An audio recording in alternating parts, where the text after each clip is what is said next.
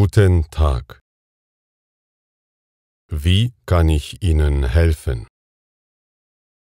Mein Fahrrad wurde gestern gestohlen.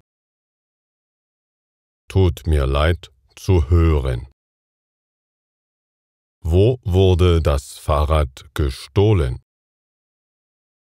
Es wurde vor meinem Haus gestohlen.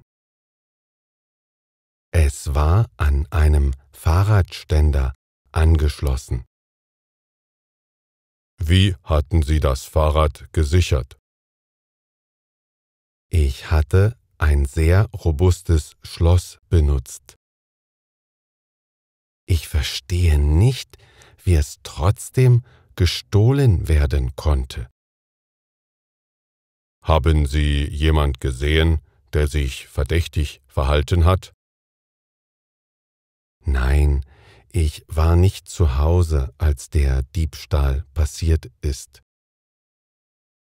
Haben Sie eine Versicherung für Ihr Fahrrad?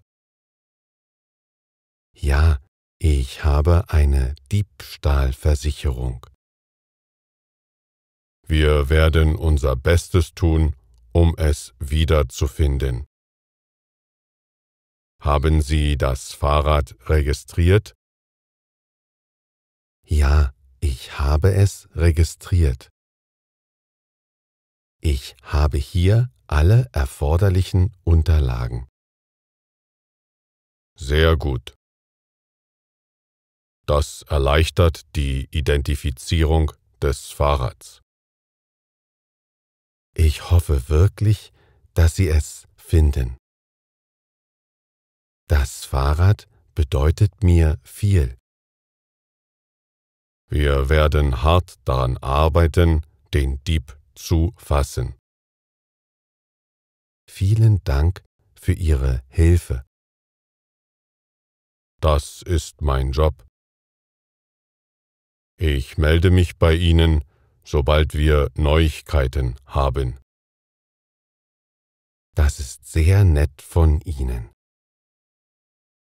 Wir werden den Fall nicht ruhen lassen. Ich schätze Ihre Bemühungen wirklich.